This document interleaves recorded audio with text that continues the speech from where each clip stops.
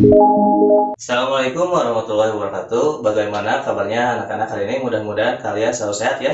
Untuk pembelajaran kali ini kita akan belajar tentang perbandingan ya. Mudah-mudahan kalian dapat menyimaknya utuh ya dari awal sampai akhir.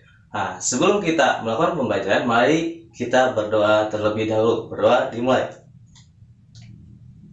Alhamdulillah, berdoa telah selesai. Nah, mudah-mudahan kalian dipermudah ya dalam pembelajaran kali ini. Mari kita simak sama-sama video berikut tentang perbandingan. Perbandingan atau rasio. Perbandingan adalah membandingkan besaran suatu objek dengan objek lainnya, ya.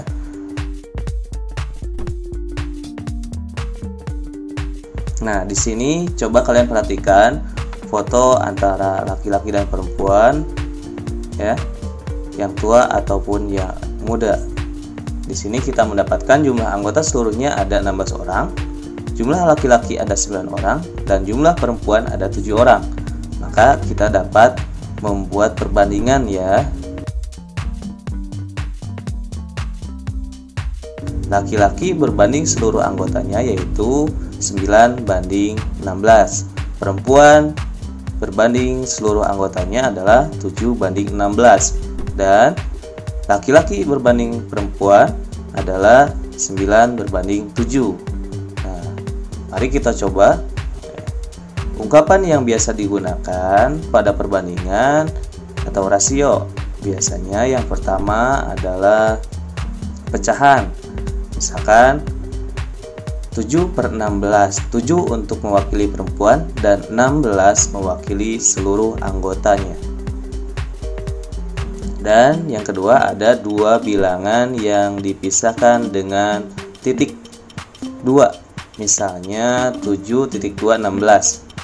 Dan dua bilangan yang dipisahkan oleh kata dari. Misalkan 7 dari 16. Nah, mari kita coba ya untuk soal perbandingan. Nah, perhatikan baik-baik. Dari 150 siswa diwawancarai tentang kesukaannya membaca berita, 100 siswa memilih media online dan 50 siswa memilih media cetak. Jadi ada yang 150 siswa, ada yang 50 siswa, kesukaannya beda-beda. Banyak siswa yang memilih media online terhadap jumlah seluruh siswa adalah, nah, biasakan diketahui seluruh siswanya itu 150 siswa memilih media online, 100 siswa memilih media cetak, ada 50 siswa. Yang ditanyakan adalah memilih media online berbanding seluruh siswanya seperti apa? Jawabannya yaitu 100 untuk yang memilih media online dan 150 untuk yang seluruh siswa. Maka kita perkecil dulu ya, dibagi 50 dua-duanya sehingga hasilnya 2/3 atau 2/3. Perbandingan senilai biasanya menggunakan dua buah variabel atau lebih. Nah, kita perhatikan terlebih dahulu peta di bawah ini. Di situ ada peta Indonesia dan skalanya. Perhatikan baik-baik ya. Nah, yang kita dapat adalah skala peta tersebut 1/9.867.000. Setiap 1 cm pada peta mewakili 9.867.000 cm pada jarak sebenarnya. Nah, bagaimana cara mencari skala peta? Terlebih dahulu kita harus mengetahui jarak pada peta dan jarak sesungguhnya. Nah, contohnya kota C dan kota D memiliki jarak pada suatu peta adalah 8 cm. Jika jarak sebenarnya antara kota C dan kota D adalah 160 km, maka berapakah skala peta tersebut? Jika berdasarkan satuan cm.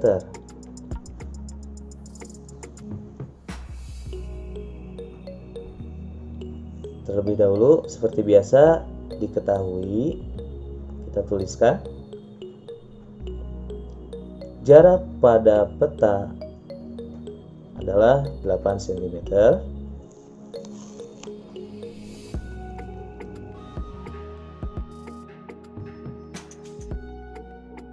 Jarak sesungguhnya adalah 160 km. Nah, terlebih dahulu kita rubah ke cm. Hasilnya adalah 16 juta cm. Ditanyakan, skala pada peta dalam satuan cm ya.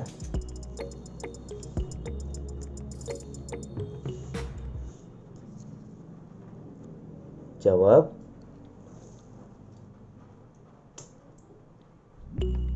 Skala sama dengan jarak pada peta berbanding jarak sesungguhnya.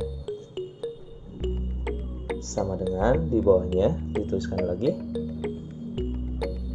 Skala sama dengan 8 bagi 16 juta cm. Nah, di sini karena terlalu besar 8 dan 16, maka kita dapat perkecil, yaitu 8 banding 16 juta cm. Kita bagi 8 dua-duanya. 8 dibagi 8, 16 dibagi 8. Hasilnya skala yang didapatkan adalah 1 banding 2 juta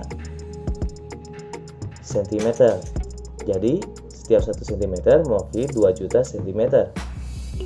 Selain mencari skala, ada pula perbandingan senilai dengan rumus berikut. X1 per X2 sama dengan Y1 per Y2. Nah, coba isilah bagian kosong pada tabel di bawah ini. Di sini kita akan mengolah data banyaknya bensin dan jarak tempuhnya. Misalkan 1 liter mendapatkan 6 km dan seterusnya. Nah, yang ditanyakan adalah berapa kilometer untuk yang terakhir. Nah, kita ambil X1 dan X2-nya, Y1 dan Y2-nya, dan masukkan ke dalam rumus. X1 per X2 sama dengan Y1 per Y2. Nah, tinggal dimasukkan X1, X2, dan Y1-nya. Nah, karena Y2-nya di bawah, kita pindahkan ke atas. Tinggal disilangkan. Y2 per 12 sama dengan 4 per 2. Nah, di sini kita sederhanakan. 4 dibagi 2, dan 12-nya kita pindahkan ke atas. Hasilnya 2 kali 12. Hasilnya adalah Y2 sama dengan 24 km. Balik nilai. Pada perbandingan berbalik nilai, kita perhatikan terlebih dahulu tabel 1 jarak tempuh motor. Di sini kita memiliki data banyak bensin dan jarak tempuh. Di situ ada 1 liter, 2 liter dan seterusnya, 6 km, 12 km dan seterusnya. Dan tabel 2 yaitu kecepatan motor. Di sini pada tabel 2 kita mendapatkan data tentang kecepatan dan waktu. Ada 80 km per jam, 60 km per jam dan seterusnya. Ada 3 jam, 4 jam dan seterusnya. Nah, pada tabel pertama kita lihat nilai banyak bensin itu nilainya meningkat. Dan jarak tempuhnya meningkat juga. Sehingga rumusnya adalah X1 per X2 sama dengan Y1 per Y2. Berbeda pada tabel 2, kecepatannya menurun.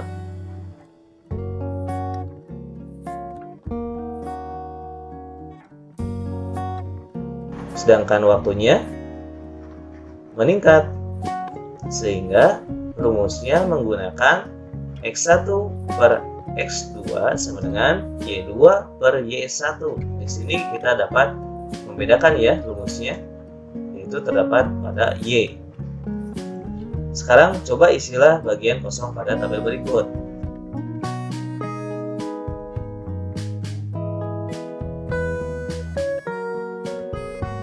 Di sini kita ada data tentang kecepatan dan waktu, di mana waktunya masih ada yang kosong di bagian akhir. Kita masukkan X1-nya adalah 30, X2-nya 20, Y1-nya 8 jam, dan Y2-nya belum diketahui.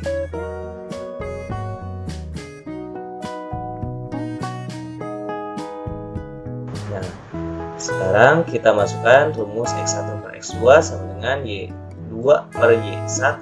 X1-nya dimasukkan 30 per 20, Y2 per 8. 8-nya pindahkan ke atas, dikalikan 30 per 20 sama dengan Y2, sehingga yang didapatkan adalah 12 jam sama dengan Y2-nya. Seperti itu. Nah, kita coba lagi ya. Coba isilah bagian kosong pada tabel berikut.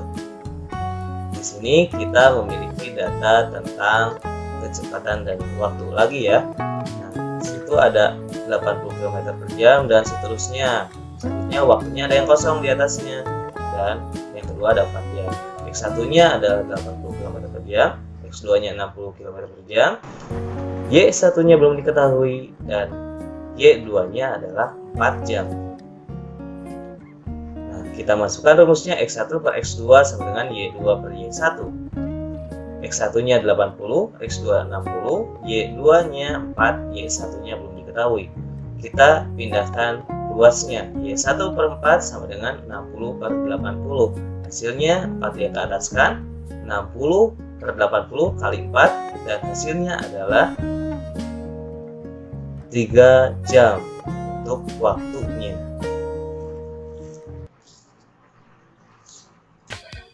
Baik, kita akan mempelajari tentang aritmatika sosial. Di sini kita akan mempelajari yang pertama tentang keuntungan, yang kedua tentang kerugian, dan yang ketiga adalah hal yang paling disukai oleh ibu-ibu. Ada yang tahu? Nah, ya betul, itu adalah diskon. Yang pertama tentang keuntungan. Keuntungan terjadi apabila harga jual lebih dari harga beli. Dengan rumus untung sama dengan harga jual dikurangi harga beli. Contohnya, ibu menjual tanaman hias dengan harga Rp500.000. Yang sebelumnya ibu membeli tanaman hias tersebut dengan harga Rp100.000 dari grosirnya. Maka berapa keuntungan yang ibu dapatkan? Nah, ada yang tahu? Kalau ada yang tahu bisa di stop dulu untuk dicoba. Mencoba untuk menghitungnya. Apabila sudah, mari kita lanjut lagi.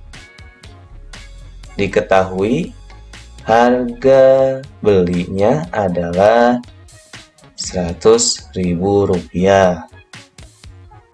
dan harga jualnya Rp500.000. Ditanyakan untungnya. Jawab, harga untung sama dengan harga jual dikurangi harga beli. Tuh kan, untung sama dengan harga jualnya Rp500.000 dan harga belinya Rp100.000. Sehingga untung yang didapatkan ibu adalah Rp400.000. Nah, lalu bagaimana untuk persentasenya? Nah, untuk persentase keuntungan,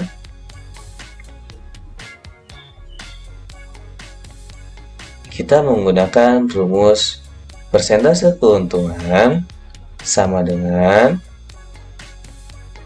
untung yang didapatkan ibu tadi dibagi harga beli dikali 100%.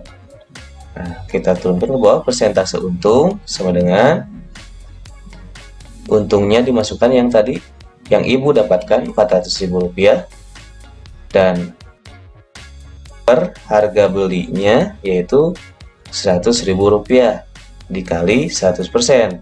Tinggal coret nolnya, jumlahnya yang sama, Rp-nya juga, sehingga menghasilkan persentase untung sama dengan 4/1 dikali 100%.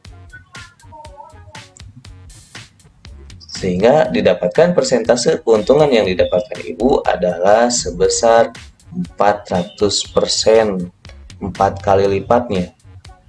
Dan yang kedua itu tentang kerugian.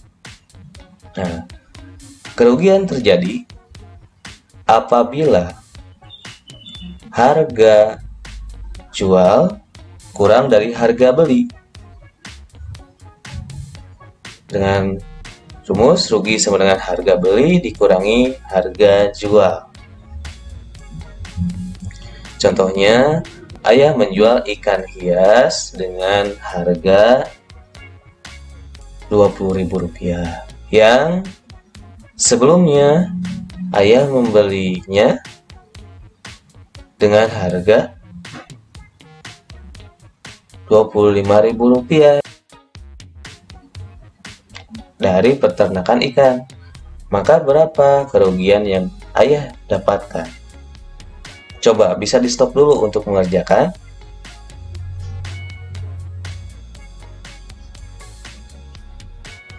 Baik, kalau sudah kita lanjut lagi. Diketahui harga belinya adalah Rp25.000 dan harga jualnya adalah Rp20.000. Ditanyakan ruginya. Kita masukkan rumusnya, jawab rugi sama dengan harga beli dikurangi harga jual.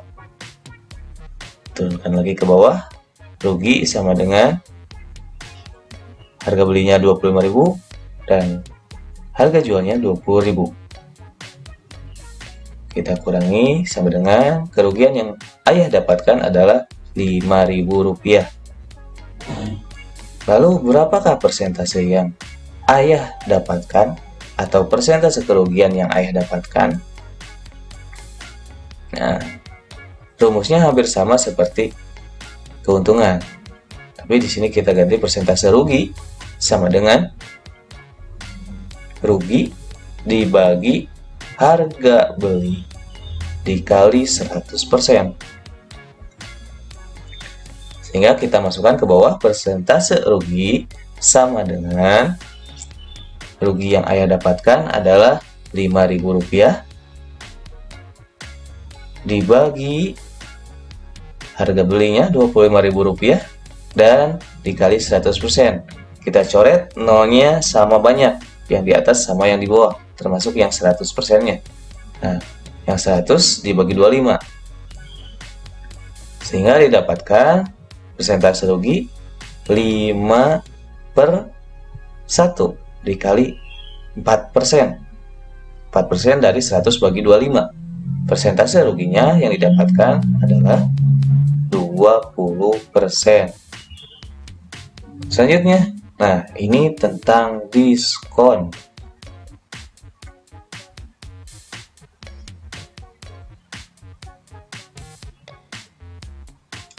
Diskon dirumuskan dengan potongan harga sama dengan harga jual dikali persen diskonnya. Contohnya, ibu membeli sebuah tas yang harganya Rp750.000 dengan diskon pembelian sebesar 50%. Maka berapa potongan harga yang ibu dapatkan dan berapa jumlah harga yang harus ibu bayar untuk tas tersebut? Diketahui harga jualnya adalah Rp750.000 dan diskon yang ibu dapatkan adalah 50%. Yang ditanyakan, potongan harganya itu berapa? Dan yang kedua, total pembayarannya berapa? Kita masukkan rumusnya. Potongan harga sama dengan harga jual dikali persentase diskonnya.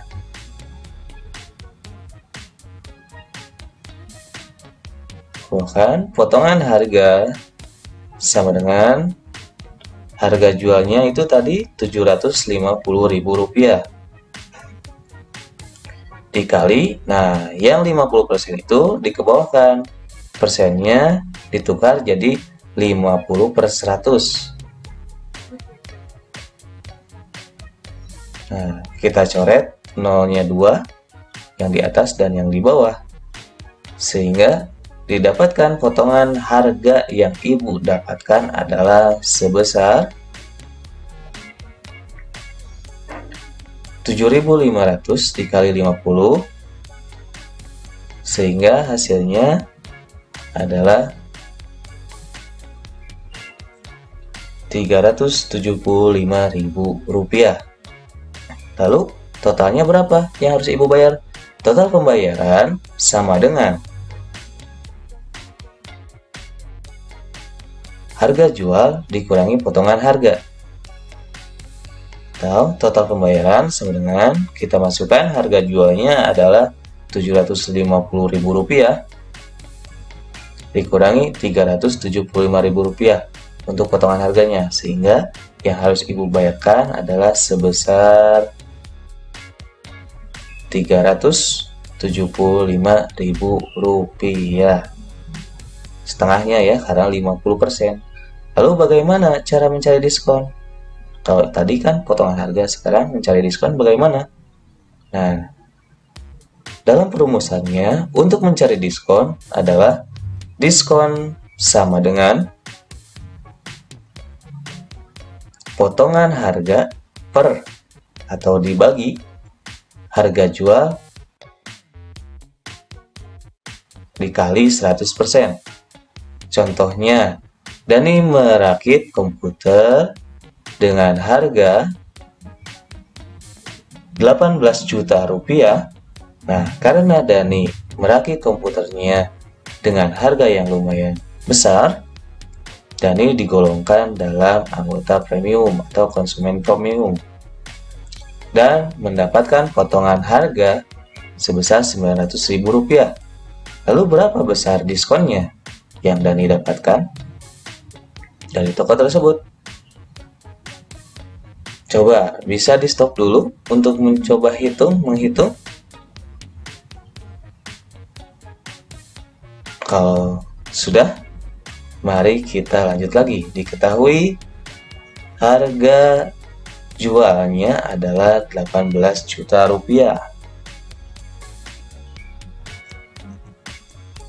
Potongan harganya adalah Rp900.000. Ditanyakan diskonnya berapa? Jawab, kita masukkan rumusnya. Diskon sama dengan potongan harga dibagi harga jual dikali 100%.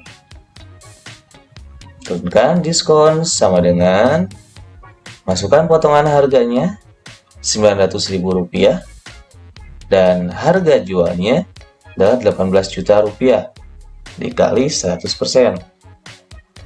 Kita coret sama-sama nolnya atas dan bawah.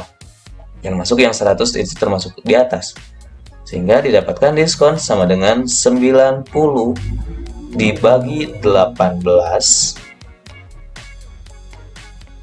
dikali satuan persen, sehingga diskon yang didapatkan Dani adalah sebesar 5%. Nah, itulah pelajaran tentang aritmatika sosial. Aritmatika sosial Untuk pembelajaran kali ini, kita pada aritmatika sosial akan mengenal yang namanya bruto, dan yang kedua adalah tentang tara, dan yang ketiga adalah tentang neto. Mungkin ini istilah yang baru ya menurut kalian. Mari kita pahami sama-sama. Yang pertama tentang bruto, di situ ada timbangan dan sebuah botol dengan isi kelereng. Dan yang kedua adalah tara, di mana di situ ada botol kosong. Dan yang ketiga, di situ ada timbangan dan hanya ada kelereng saja di timbangannya. Nah, pertama tentang bruto.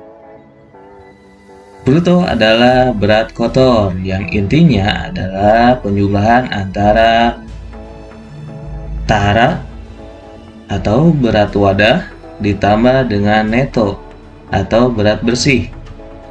Nah, wadahnya itu botol dan netonya adalah kelereng. Contoh, Andi memiliki kelereng seberat 700 gram yang ditempatkan dalam botol dengan berat 50 gram. Nah, maka tentukan brutonya atau berat kotornya. Diketahui neto sama dengan 700 gram, tara 50 gram,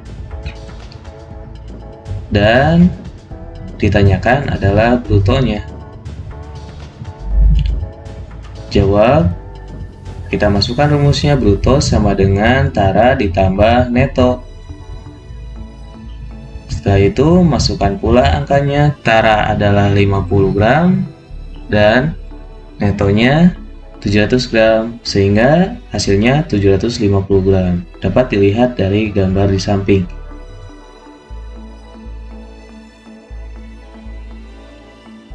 Selanjutnya ada tentang tara atau berat wadah. Tara adalah berat wadah atau kosong, di mana rumusnya adalah bruto dikurangi neto. Bruto itu artinya berat kotor dan neto adalah berat bersih. Contohnya, Andi memiliki kelereng di dalam botol minuman seberat 750 gram. Berapakah berat wadahnya apabila berat bersih kelereng tanpa botol adalah 700 gram? Nah, di sini kita tentukan dulu, diketahui brutonya adalah 750 gram. Netonya adalah 700 gram.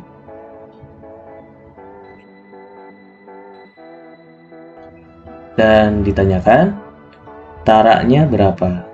Kita masukkan rumusnya, tara sama dengan bruto dikurangi neto. Masukkan angkanya, 750 gram brutonya dikurangi 700 gram untuk netonya, sehingga dihasilkan 50 gram untuk taranya seperti gambar di samping.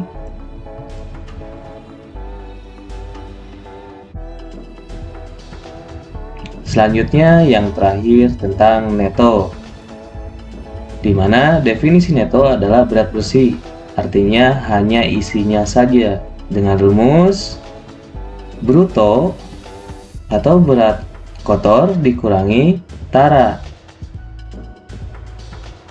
atau berat wadah. Contohnya, Andi memiliki kelereng dalam sebuah botol yang beratnya 750 gram. Jika botol tersebut memiliki berat 50 gram, maka tentukan netonya atau berat bersihnya. Diketahui brutonya adalah 750 gram, taranya 50 gram, dan ditanyakan adalah netonya. Jawab, masukkan rumusnya, neto sama dengan bruto dikurangi dengan tara. Brutonya adalah 750 gram dikurangi taranya 50 gram sehingga netonya adalah 700 gram. Seperti gambar di bawah ini ya, dia menimbang hanya kelerengnya saja, menunjukkan kurang dari 750 gram.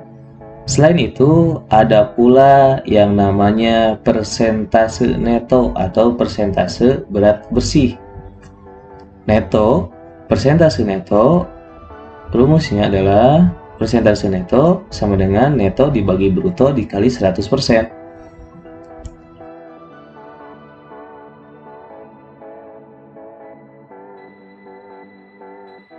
Nah, langsung saja ya kita masukkan. Netonya tadi 700 gram dibagi dengan 750 gram dikali 100%. Sehingga didapatkan persentasenya adalah 93%. Nah, itulah aritmatika sosial tentang bruto, neto, dan tara. Semoga kalian memahaminya ya semuanya. Dalam matematika, garis terbagi menjadi beberapa bagian. Yang pertama adalah garis sejajar.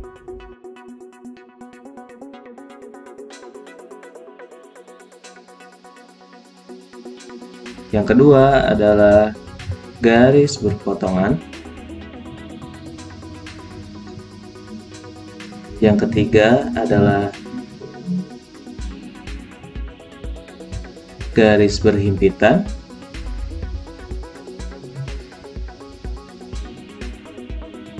Dan yang terakhir adalah garis bersilangan.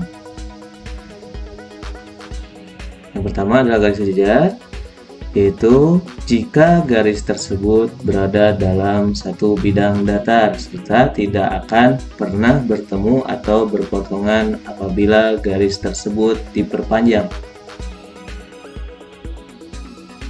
Lambangnya dari garis tersebut adalah seperti itu. Contohnya kita gambar garis. Yang pertama adalah AB, garis AB. Dan yang kedua adalah garis XY. Terlihat sejajar ya.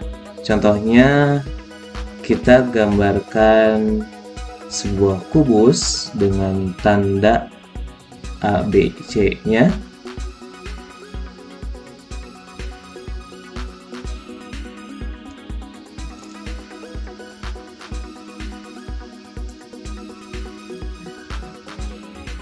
Dari gambar tersebut didapatkan yang merupakan garis sejajar adalah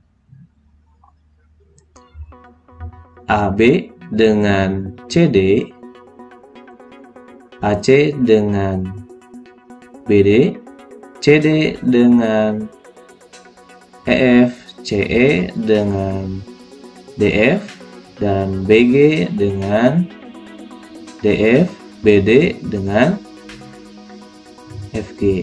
Contohnya AB. AB itu ada di bawah dan CD yang ada di atasnya. Nah, ini merupakan garis sejajar. Selanjutnya ada tentang garis berpotongan. Garis di sini disebut berpotongan jika kedua garis tersebut mempunyai suatu titik potong atau bisa disebut dengan titik persekutuan. Contohnya yang pertama kita gambarkan garis AB. Lalu gambarkan garis kedua yang saling memotong atau memotong AB, yaitu garis YZ. Nah, seperti ini untuk garis berpotongan. Contohnya kita gambarkan persegi panjang, di dalamnya ada diagonalnya. Masukkan tanda ABC-nya.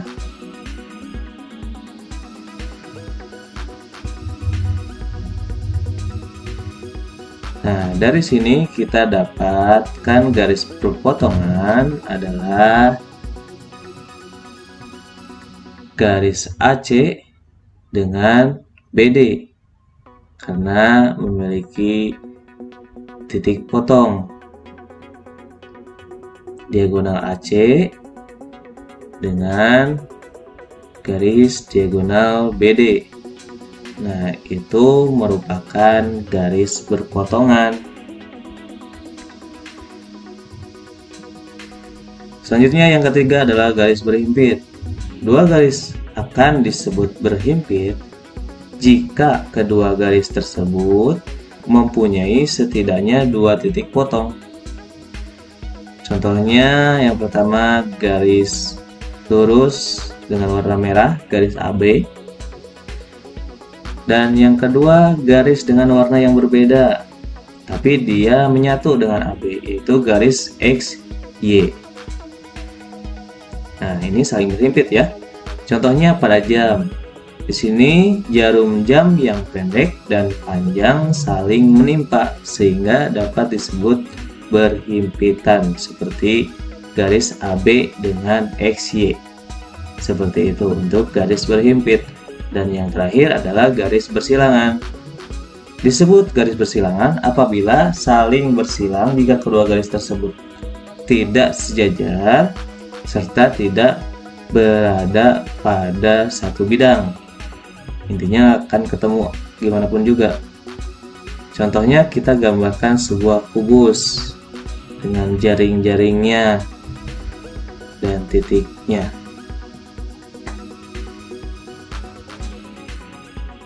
Titik A, B, C, D, dan seterusnya. Nah, di sini AB dengan EH adalah garis bersilangan. Kenapa?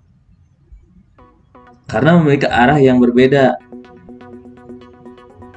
AB di bawah dan EH di atas dengan arah yang saling berbeda, dengan arah garis yang berbeda.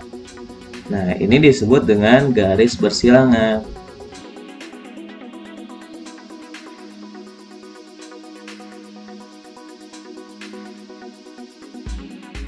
Nah, itu adalah macam-macam garis pada. Di sini kita akan belajar tentang sudut, di mana biasanya sudut digambarkan seperti ini ya. Nah, biasa apabila ada garis, ada titik A, B, dan C, dan seterusnya. Di mana di sini titik A dan titik B adalah kaki sudut, ya. A dan B adalah kaki sudut. Dan C adalah titik sudut. Sedangkan yang di tengah ya, yang seperti pizza itu, nah itu adalah daerah sudut. Nah, itu adalah bagian-bagian sudut. Sehingga di sini sudut adalah dua buah garis sinar yang membentuk suatu daerah karena titik pangkalnya saling berhimpit atau bersekutu. Dalam sudut kita bagi menjadi 5 macam. Yang pertama adalah sudut siku-siku. Yang kedua yaitu sudut lancip. Yang ketiga adalah sudut tumpul. Yang keempat sudut lurus. Dan yang terakhir, yang kelima adalah sudut refleks. Nah, yang pertama sudut siku-siku. Biasanya digambarkan seperti ini. Nah, di mana A adalah kaki yang pertama, B adalah titik sudut, dan C adalah kaki yang keduanya. Dan biasanya dalam siku-siku ada tanda seperti itu. Ya, itu adalah tanda untuk sudut siku-siku. Nah, apabila kita ukur, nah bisa di stop dulu, coba menggunakan busur. Nah, nanti akan seperti ini. Dia menunjukkan skala, derajatnya menunjukkan pada 90 derajat. Nah, sehingga sudut siku-siku adalah sudut yang besarnya atau besar daerahnya sekitar 90 derajat. Selanjutnya sudut lancip. Nah, biasanya digambarkan seperti ini. Seperti biasa, A adalah kaki pertama, B adalah titik sudut, dan C adalah kaki yang keduanya. Langsung kita ukur. Nah, kita lihat berapa sudutnya, besar sudutnya berapa. Di situ menunjukkan 21 derajat. Nah, di sini rentan sudut lancip itu adalah di bawah 90 derajat atau batas sudutnya adalah kurang dari 90 derajat. Nah, sehingga sudut lancip adalah sudut yang besar daerah sudutnya antara 0 sampai 90 derajat. Nah, D di situ adalah daerah sudutnya. Selanjutnya ada sudut tumpul. Sudut tumpul ialah sudut yang besar daerahnya sekitar 90 derajat sampai 180 derajat. Ya. Jadi lebih dari 90 atau kurang dari 180. Contohnya seperti itu. A adalah kaki sudutnya, B adalah titiknya, C adalah kaki yang keduanya. Kita ukur lagi. Dia menunjukkan pada derajat berapa ya?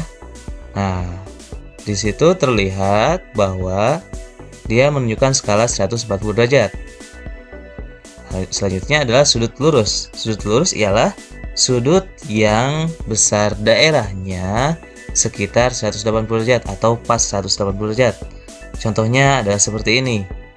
Nah, titik A adalah kaki yang pertama, titik B adalah titik sudut, yang C adalah kaki yang keduanya. Apabila kita ukur dengan busur, dia akan memenuhi skala satu busur semuanya. Totalnya 180 derajat atau setengah lingkaran. Ya. Seperti itu. Oke. Selanjutnya ada sudut refleks. Ialah sudut yang besar daerahnya sekitar 180 derajat sampai 360 derajat atau satu lingkaran. Contohnya seperti ini. Nah, di situ ada sudut biasa ya. A kaki yang pertama, B titik sudut, dan C adalah kaki yang keduanya. Nah, sudut refleks adalah sudut yang di luarnya. Dia jauh berada di luarnya. Ya, bukan daerah sudut yang awal, tapi yang merah. Itu adalah sudut refleks.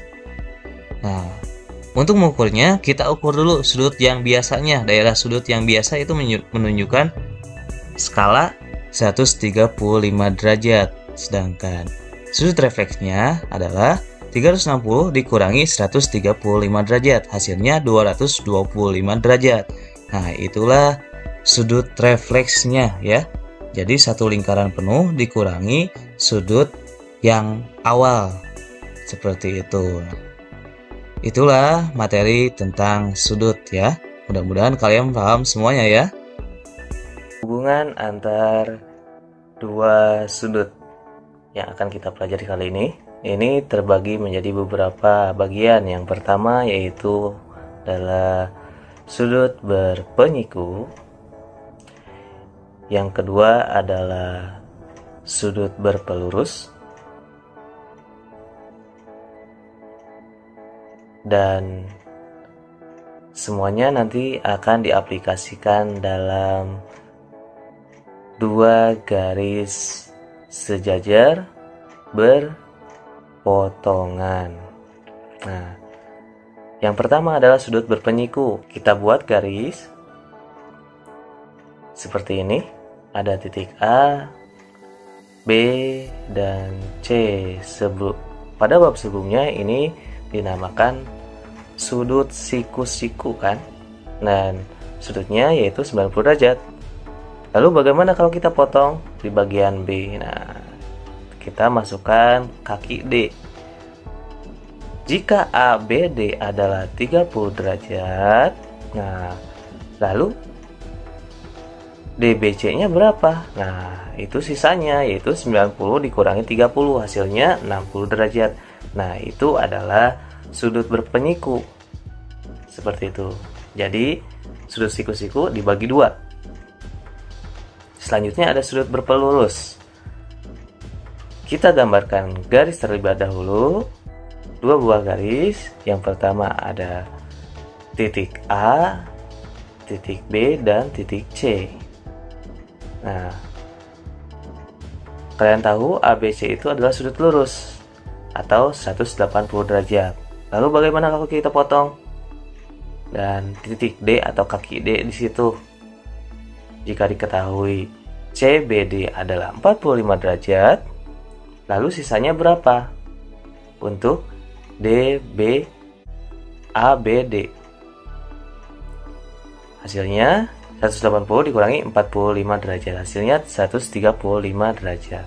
Nah, itu adalah bagian kirinya.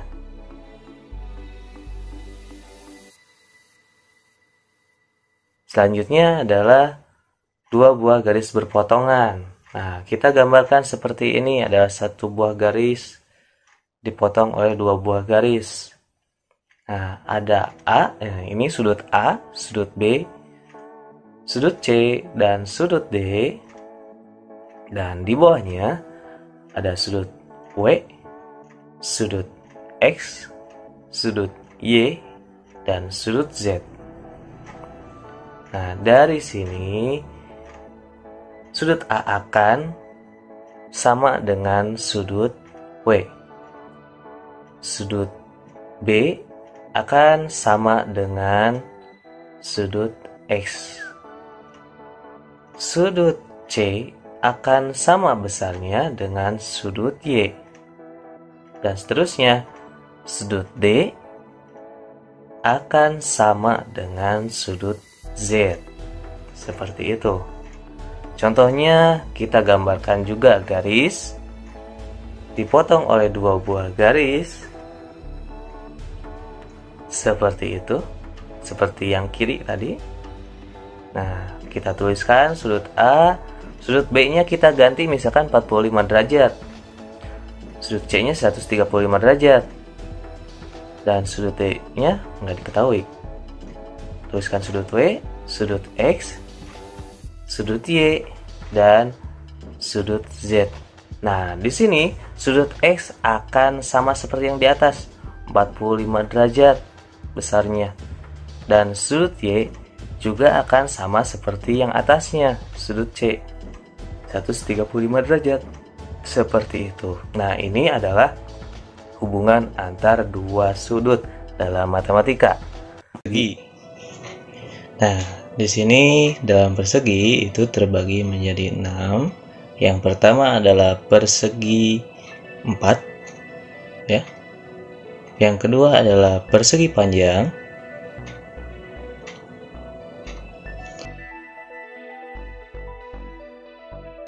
Yang ketiga adalah belah ketupat. Yang keempat adalah jajar genjang. Yang kelima, trapesium. Dan yang terakhir adalah layang-layang. Pertama adalah persegi 4. Nah, digambarkan seperti ini ya, sisinya semuanya sama. Nah, karena sisinya sama, jadi di situ adalah disimbolkan S atau sisi. Sehingga luasnya adalah sisi kali sisi. Dan kelilingnya adalah 4 dikali sisi, karena ada 4 bagian. Contohnya, misalkan jika diketahui sisinya adalah 6 cm, maka luasnya adalah 6 kali 6, 36 cm kuadrat, dan kelilingnya adalah 4 dikali 6, 24 cm. Nah, itu adalah luas dan keliling persegi. Yang kedua adalah persegi panjang. Nah, digambarkan seperti ini, ada P atau panjang dan L atau lebar. Nah, rumusnya adalah luas sama dengan panjang dikali lebar, atau kelilingnya 2 kali panjang ditambah 2 kali lebar. Nah, contohnya misalkan kita memiliki panjangnya itu ya adalah 6 cm, lebarnya adalah 3 cm, maka luasnya adalah 6 kali 3, 18 cm kuadrat, dan kelilingnya 2 kali 6 ditambah 2 kali 3, hasilnya 18 cm. Itu adalah contohnya luas dan keliling persegi panjang. Dan yang ketiga adalah belah ketupat. Nah, untuk sisinya semuanya sama ya, atas, kanan, kiri, bawah. Tapi yang beda itu adalah dia memiliki diagonal. Diagonal 1 yang horizontal, diagonal 2 yang vertikal. Luasnya adalah setengah dikali diagonal 1 kali diagonal 2. Kelilingnya adalah 4 kali sisi, sama seperti persegi. Nah, contohnya jika diketahui D1 sama dengan 12, D2 16, S sama dengan 10, maka luasnya adalah setengah kali 12 kali 16, hasilnya 96 cm², dan kelilingnya adalah 4 kali 10, hasilnya 40 cm. Seperti itu. Dan selanjutnya adalah jajar genjang. Biasanya digambarkan seperti ini. Nah, di situ ada garis tengahnya, agak ke pinggir dikit ya. Itu adalah T atau tinggi. Nah, selain ada tinggi, ada juga alas, A atau alas. Selain itu, ada juga bagian miringnya, M atau bagian miringnya. Nah, rumusnya adalah luas sama dengan alas dikali tinggi. Kelilingnya adalah 2 kali alas, 2 kali bagian miring. Seperti itu. Contohnya, jika diketahui A sama dengan 10 cm, T sama dengan 5 cm, M sama dengan 6 cm, maka luasnya 10 kali 5 cm². Kelilingnya adalah 2 kali 10 ditambah 2 kali 6 sama dengan 32 cm, seperti itu. Nah, T itu, kenapa ada T? Biasanya dipakai untuk Pitagoras. Nah, selanjutnya ada trapesium. Nah, trapesium di sini sama, ada tingginya juga. Nah, di sini ada alas, ada atap, ada tingginya, dan ada bagian miringnya. Nah, luas sama dengan setengah kali tinggi kali alas ditambah atap. Itu rumus luas, dan kelilingnya alas ditambah atap ditambah 2 kali bagian miring. Contohnya, jika diketahui alasnya 10 cm, atap 4 cm, tinggi 5 cm, miring 6 cm, maka luasnya seperti ini. Hasilnya 30 cm². Dan kelilingnya 10 tambah 4 ditambah 2 dikali 6, hasilnya 26 cm. Dan yang terakhir adalah layang-layang. Nah, untuk layang-layang sama seperti belah ketupat, tapi bagian atasnya lebih kecil daripada bagian yang di bawahnya, ya. Makanya di sini yang pertama sama diagonal 1, diagonal 2. Tapi, nah, di sini ada M1 dan M1 juga loh. Kenapa? Karena sama. Nah, M2 dan M2 juga di bagian bawahnya karena dua-duanya sama. Seperti itu. Untuk luasnya sama dengan setengah kali diagonal 1 kali diagonal 2. Kelilingnya 2 kali miring pertama ditambah 2 kali miring kedua. Contohnya, jika kita memiliki D1 5, D2 10, M1 6, M2 7, maka luasnya seperti ini. Hasilnya 25 cm² dan kelilingnya adalah 26 cm. Seperti itu. Nah, itu adalah deskripsi singkat tentang persegi. Kita memiliki banyak sekali nih jenis segitiga. Ada 4 jenis. Yang pertama yang putih tuh adalah segitiga sama sisi, yang hijau adalah segitiga sama kaki, yang merah adalah segitiga siku-siku, dan yang kuning adalah segitiga sembarang. Semuanya berbeda-beda ya. Nah, berbeda-beda sisinya. Yang pertama ada segitiga sama sisi. Nah, di sini panjang setiap sisinya sama, dibuktikan dengan garis merah di setiap sisinya. Nah, terlihat di situ ada garis merah ya di antara sisinya semuanya. Nah, itu menandakan bahwa panjang setiap sisinya adalah sama. Nah, selanjutnya ada segitiga sama kaki, di mana segitiga sama kaki memiliki ukuran panjang kaki yang sama, ditandai dengan garis merah yang hanya pada kakinya saja ya, kanan kiri. Nah, itu adalah segitiga sama kaki. Selanjutnya ada segitiga siku-siku, di mana di bagian pinggirnya salah satu sudutnya ada yang memiliki sudut sebesar 90 derajat. Nah, itu adalah segitiga siku-siku. Jadi ada kaki dan alasnya atau dengan sisi lainnya membentuk 90 derajat. Seperti itu. Selanjutnya ada segitiga sembarang, di mana setiap sisinya memiliki ukuran yang berbeda, kanan, kiri, dan bawah. Nah, ini menandakan bahwa segitiga tersebut adalah segitiga sembarang. Sekarang kita akan masuk ke rumus segitiga. Pada segitiga apapun, jenis apapun, rumusnya hanya seperti ini. Luas dan kelilingnya sama.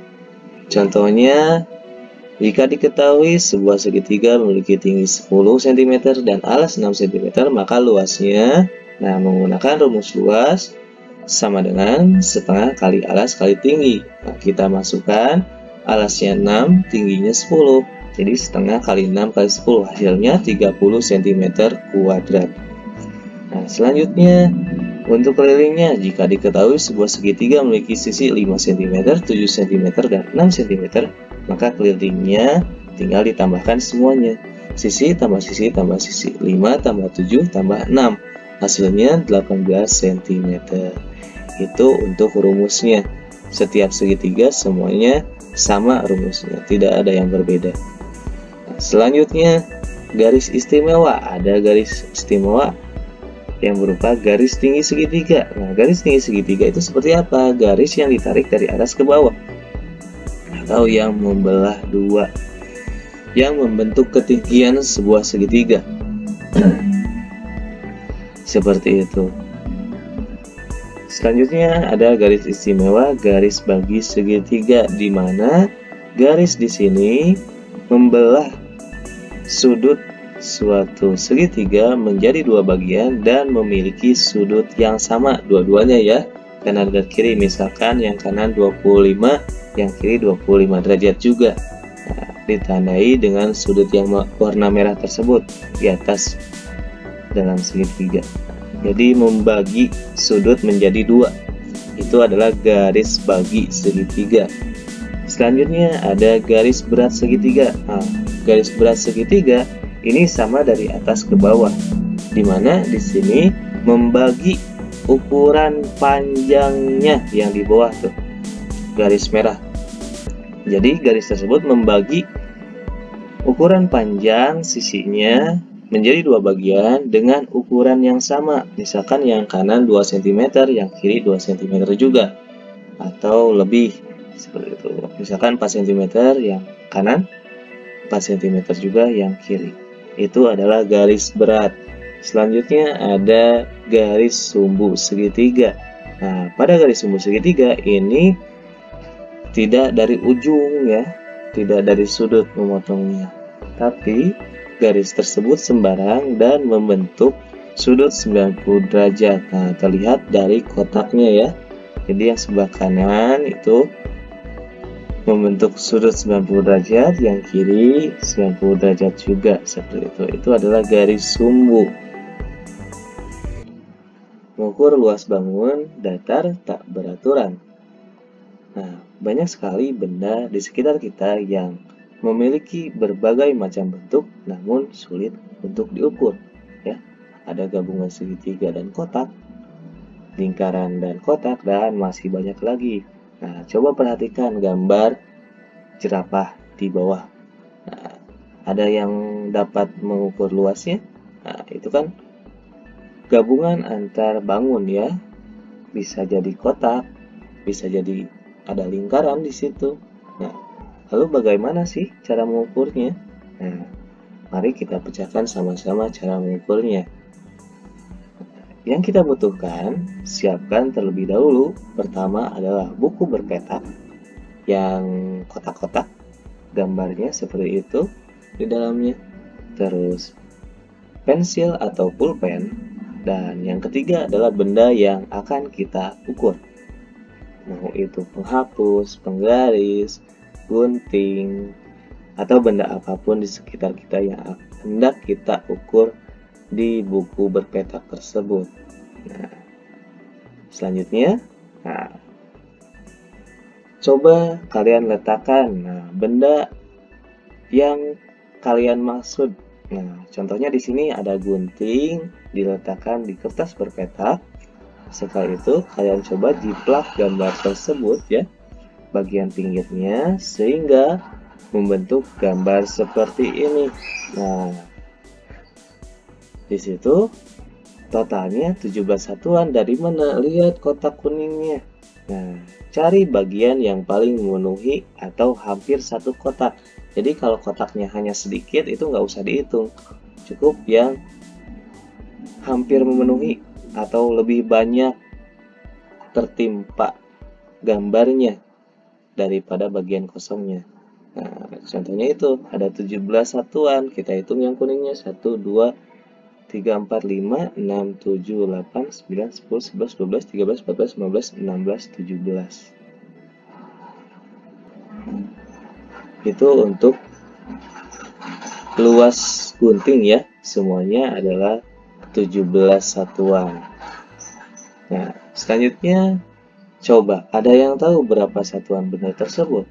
Nah, bisa kalian stop dulu ya untuk mengukurnya. Kita samakan sama-sama jawabannya berapa. Kalau sudah dihitung, mari kita hitung sama-sama berapa luasnya sih untuk benda tersebut. Total semuanya ada 18 satuan seperti itu. Nah, apa ada jawaban yang benar dari kalian? Mudah-mudahan semua jawabannya benar ya. Satu asumsi. Karena di situ ada yang mengecoh tuh. Ada bagian kotak yang seperti penuh, padahal itu hanya sebagian, bahkan nggak sampai setengahnya. Contohnya bagian bawah dan bagian ujung kanan, seperti itu.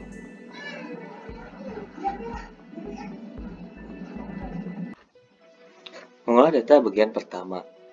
Pada mengolah data, kita akan mengenal yang namanya data. Data merupakan suatu kumpulan yang terdiri dari fakta-fakta untuk memberikan gambaran yang luas terkait dengan suatu keadaan. Di mana untuk menyajikan datanya, kita akan mengenal yang namanya jenis tabel, di mana ada 3 jenis tabel itu. Yang pertama ada tabel baris dan kolom, tabel kontingensi, dan yang terakhir adalah tabel distribusi frekuensi. Nah, yang pertama tentang tabel baris dan kolom, di mana tabel baris dan kolom hanya memiliki satu kategori kelompok. Jadi hanya satu kelompok saja. Contohnya, Andi memiliki suatu kotak alat tulis di mana di dalamnya memiliki 5 buah pensil, 7 buah pulpen, 5 buah penghapus, 1 buah penggaris, dan 1 buah penserut. Nah, buatkan tabel dari data tersebut. Nah, kita tuliskan. Yang pertama adalah nama alat tulis. Nah, tuliskan pensil, pulpen, penghapus, dan seterusnya. Selanjutnya ada jumlahnya saja. Nah, ini kategorinya yang dimaksud. Jumlah alat tulisnya berapa? Kita tuliskan pensil ada 5, pulpen ada 7, penghapus ada 5, penggaris ada 1, dan penserut ada 1. Itu untuk tabel baris dan kolom. Selanjutnya ada tentang tabel kontingensi, di mana tabel kontingensi adalah tabel yang memiliki 2 atau lebih jenis atau kelompoknya. Contohnya, siswa kelas 10 di SMK Assalam memiliki jumlah siswa sebanyak 87 siswa. Di antaranya, kelas 10A terdiri dari 20 laki-laki dan 10 perempuan, kelas 10B terdiri dari 15 laki-laki dan 12 perempuan, dan kelas 10C terdiri dari 18 laki-laki dan 12 perempuan.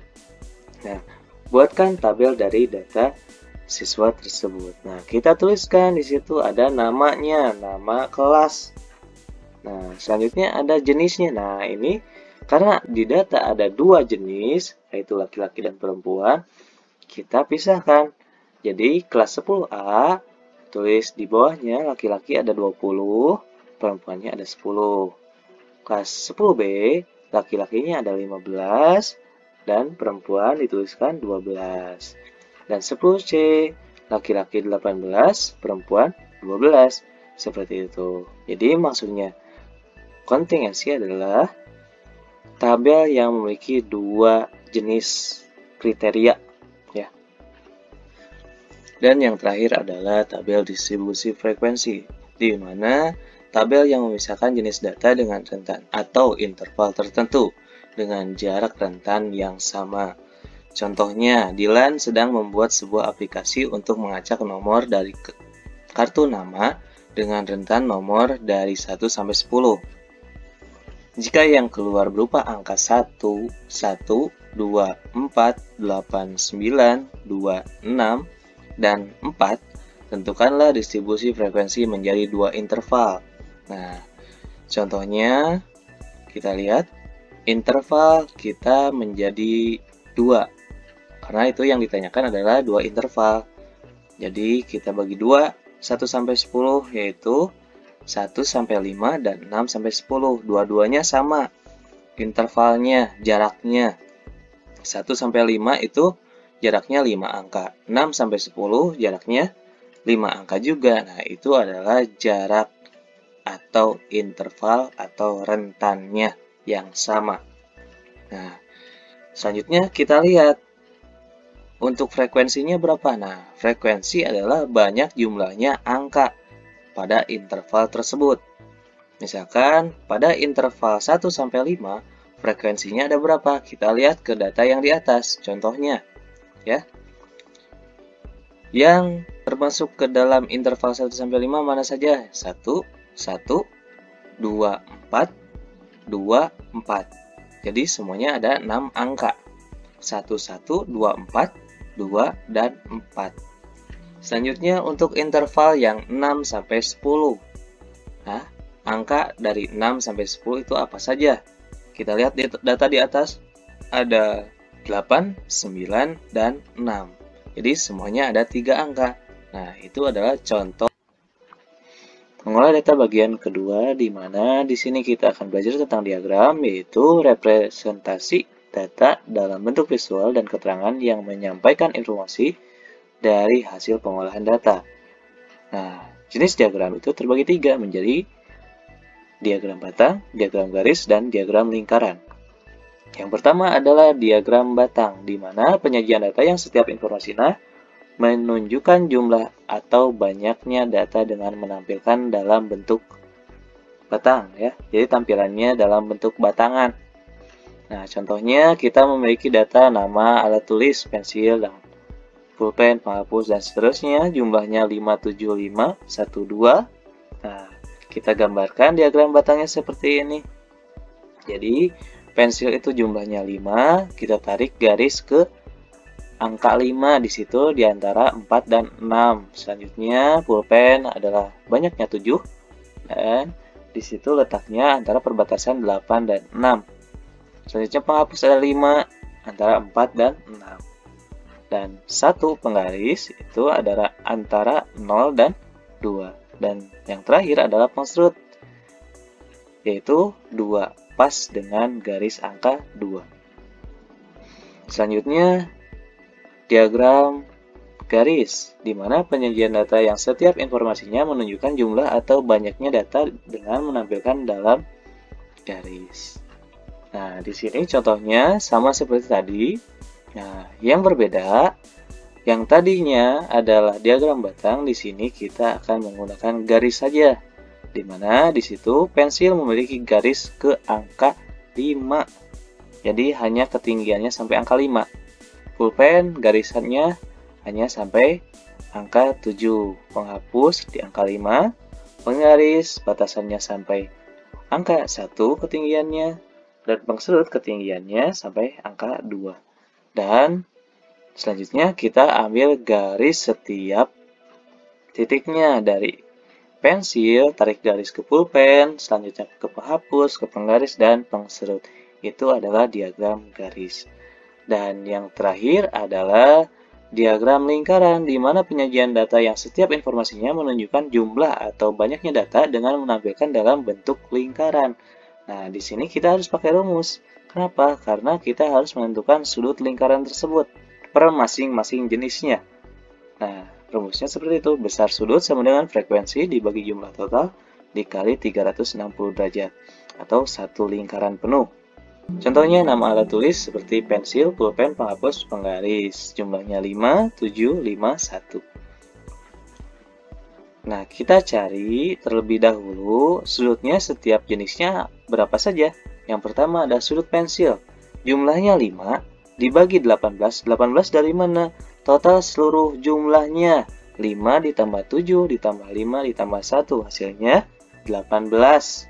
Nah, jadi kita Bagikan 5 dibagi 18 dikali 360 derajat, hasilnya 100 derajat. Selanjutnya untuk sudut pulpen, jumlah pulpennya 17 dibagi seluruhnya, jumlah seluruh 18 dikali 360 derajat, hasilnya 140 derajat. Dan yang ketiga, sudut penghapus adalah jumlah penghapusnya ada 5 dibagi total semuanya 18 dikali 360 derajat, hasilnya 100 derajat. Dan yang terakhir adalah sudut penggaris.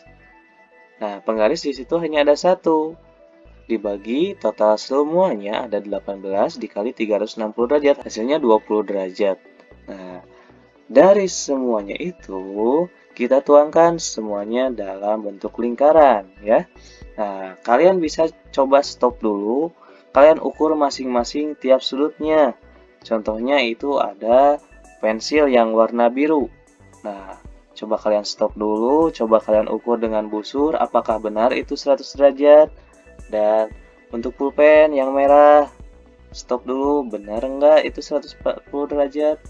Dan yang abu-abu penggaris, itu betul enggak 100 derajat. Dan yang terakhir penghapus, betul atau tidak itu adalah 20 derajat. Nah, jadi jika kalian melihat gambar seperti ini, ada lingkaran dan dibagi-bagi ya.